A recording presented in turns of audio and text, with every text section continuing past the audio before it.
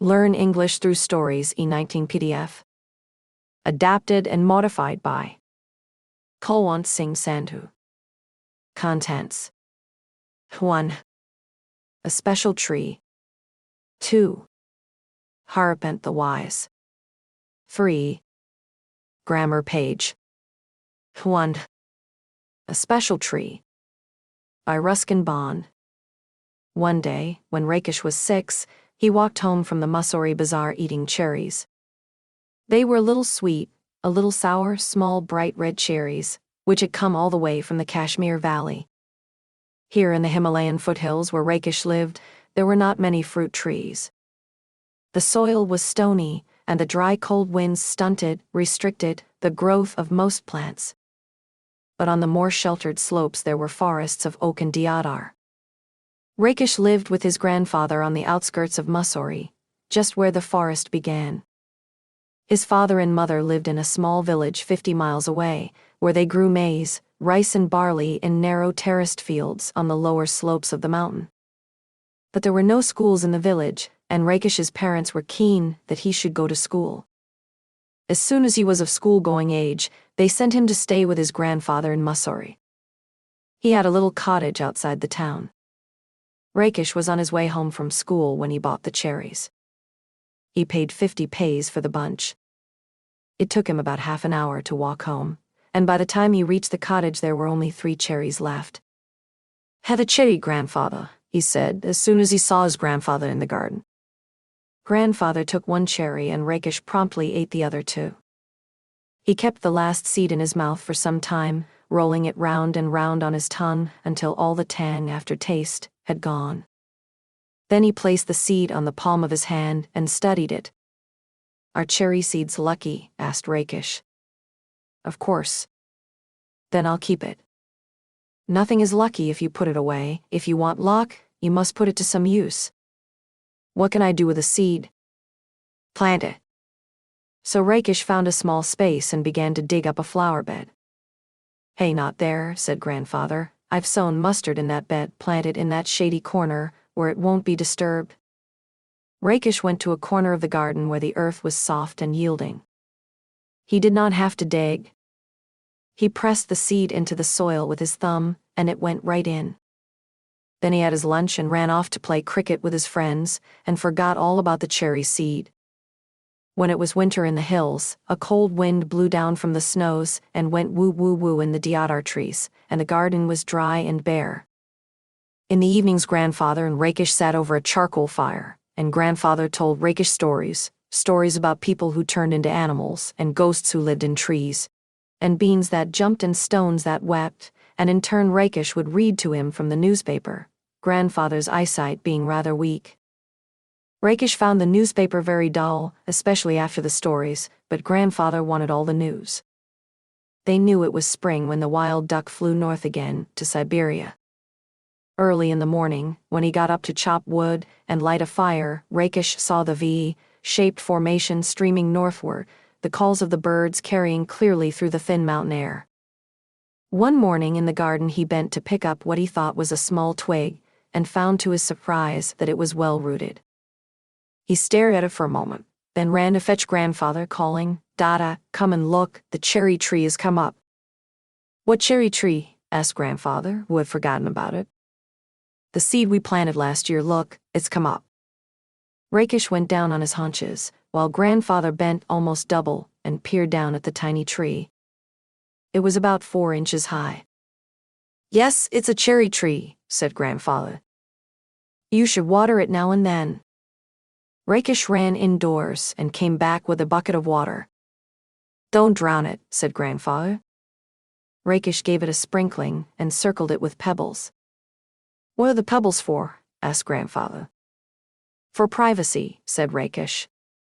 He looked at the tree every morning, but it did not seem to be growing very fast, so he stopped looking at it except quickly, out of the corner of his eye. And after a week or 2, when he allowed himself to look at it properly, he found that it had grown at least an inch. That year the monsoon rains came early and Rakesh plodded to and from school in raincoat and chapels. Ferns sprang from the trunks of trees, strange-looking lilies came up in the long grass, and even when it wasn't raining, the trees dripped and mist came curling up the valley. The cherry tree grew quickly in this season. Ferns. It was about 2 feet high when a goat entered the garden and ate all the leaves. Only the main stem and 2 thin branches remained. "Never mind," said Grandfather, seeing that Rakish was upset. "It will grow again. Cherry trees are tough." Towards the end of the rainy season, new leaves appeared on the tree. Then a woman cutting grass scrambled down the hillside, her scythe swishing through the heavy monsoon foliage. She did not try to avoid the tree. One sweep, and the cherry tree was cut in two. When Grandfather saw what had happened, he went after the woman and scolded her. But the damage could not be repaired. "Maybe it will die now," said Rakish. "Maybe," said Grandfather. But the cherry tree had no intention of dying. By the time summer came round again, it had sent out several new shoots with tender green leaves. Rakish had grown taller too. He was 8 now, a sturdy boy with curly black hair and deep black eyes. "Blackberry eyes," Grandfather called them. At monsoon, Rakish went home to his village to help his father and mother with the planting and plowing and sowing. He was thinner but stronger when he came back to Grandfather's house at the end of the rains to find that the cherry tree had grown another foot. It was now up to his chest.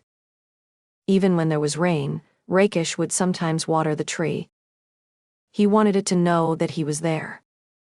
One day he found a bright green praying mantis perched on a branch, peering at him with bulging eyes. Rakish let it remain there. It was the cherry tree's first visitor. Praying mantis. The next visitor was a hairy caterpillar, who started making a meal of the leaves. Rakish removed it quickly and dropped it on a heap of dry leaves. "Come back when you're a butterfly," he said. Winter came early. The cherry tree bent low with the weight of snow. Field mice sought shelter in the roof of the cottage. The road from the valley was blocked, and for several days there was no newspaper, and this made Grandfather quite grumpy. His stories began to have unhappy endings. In February, it was Rakish's birthday. He was 9 and the tree was 4, but almost as tall as Rakish. One morning, when the sun came out, Grandfather came into the garden to "let some warmth get into my bones," as he put it. He stopped in front of the cherry tree, stared at it for a few moments, and then called out, "Rakish, come and look, come quickly before it falls." Rakish and Grandfather gazed at the tree as though it had performed a miracle. There was a pale pink blossom at the end of a branch. The following year there were more blossoms. And suddenly, the tree was taller than Rakish, even though it was less than half his age. And then it was taller than Grandfather, who was older than some of the oak trees. But Rakish had grown too. He could run and jump and climb trees as well as most boys, and he read a lot of books, although he still liked listening to Grandfather's tales. In the cherry tree, bees came to feed on the nectar in the blossoms, and tiny birds pecked at the blossoms and broke them off. But the tree kept blossoming right through the spring, and there were always more blossoms. Then birds. That summer there were small cherries on the tree. Rakish tasted one and spat it out. "It's too sour," he said. "They'll be better next year," said Grandfather.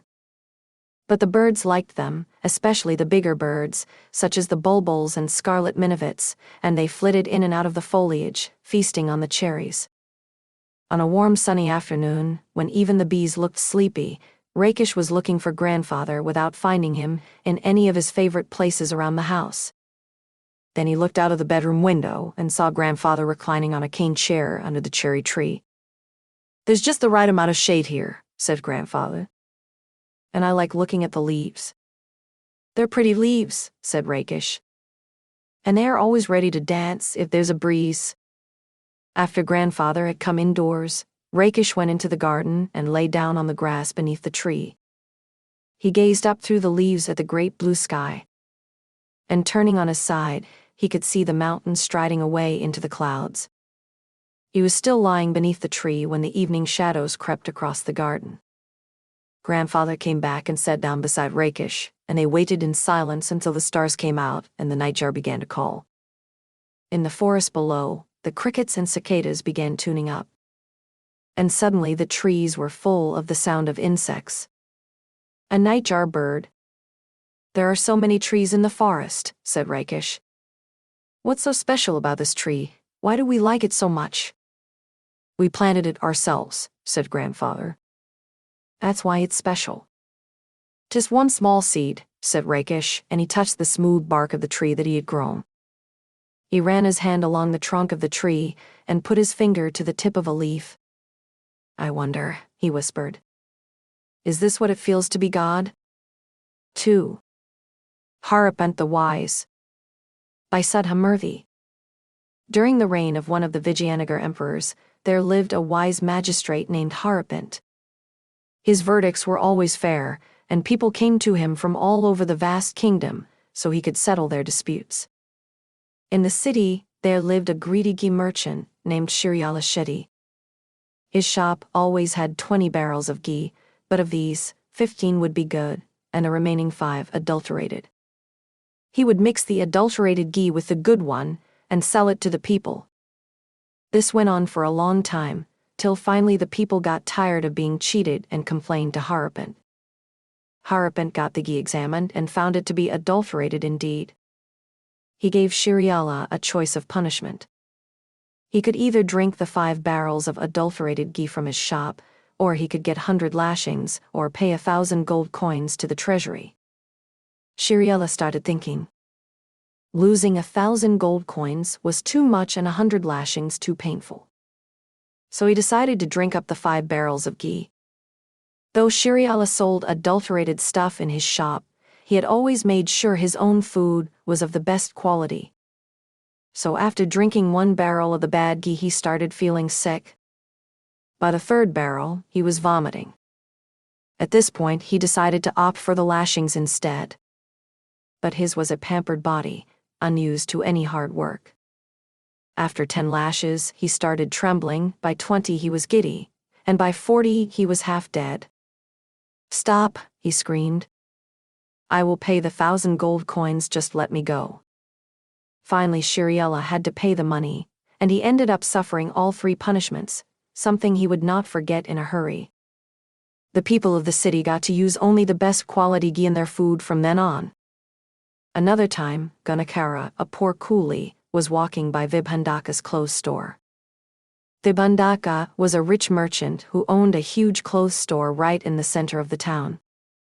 It was a winter morning, and Gunakara was carrying a large sack of waste from a nearby eatery to the rubbish dump. As he was passing by Vibhandaka's store, he slipped and fell. His sack opened up, and the stinking waste lay all over Vibhandaka's shop floor. The merchant immediately started screaming, "Look at this mess, clean it right away before my customers come." Trembling, Gunakara took a broom and bucket of water and started cleaning. He cleaned and polished, till not a speck of dirt remained on the floor. But Vibhandaka would not give in so easily. "The floor is wet," he shouted. "Get a cloth and wipe it." Gunakara scratched his head. "I don't have any cloth on me," he said. "Anyway, by the time your customers come the sun will be out and it will dry up, or you give me a cloth, and I will wipe the floor." Now the merchant was even angrier. "Is this a warehouse of old clothes? Where will I get a spare cloth from? You take off your coat and wipe the floor with it." This was too much. Gunakara was wearing an old worn woolen coat, the only warm clothing he possessed. "I am a poor man," he tried to explain. "Some rich person like you gave me this used coat for the winter. If I use this coat to clean the floor, what will I wear? Please let me go." But Vibhandaka was adamant. "No, if the dirty smell persists after you go, no customer will come to the shop. I will suffer big losses, my reputation will be ruined, and I will become a pauper. So quick, take off your coat and clean up." By now, word of the argument had spread, and a crowd had gathered. Harapant, on his way to court, heard the angry exchanges and pushed his way through the crowd. Everyone fell back. Justice would now be done, they were sure. When he had heard the entire story, Harapant turned to Gunakara. "He is right, if you don't clean up well, Vibhandaka will suffer huge losses. Take off your coat and clean the floor. A hush fell on the crowd. How could Haripant deliver such an unjust verdict? As the murmurs grew, Haripant held up his hand. I am not done yet, he announced. There is a second part to my verdict. Turning to the merchant, he said, and you will compensate Gunakara's family for his untimely death. What death? Howled an enraged Vibhandaka. Haripant was calm. Your complaint was based on an if. If customers smelt the dirty smell, they would abandon your shop, and you would be ruined. Similarly, if Gunakara loses his coat today, he may catch a cold and fever and die in a few days. His whole family depends on his earnings. So they may starve, some of them might also die due to starvation. So you have to compensate his family. Haripant smiled as Vibhandaka stood looking worried. Gunakara, clean up, he said.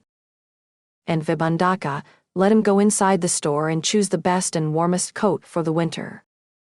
The people who had gathered around applauded the clever verdict. 3. Grammar page.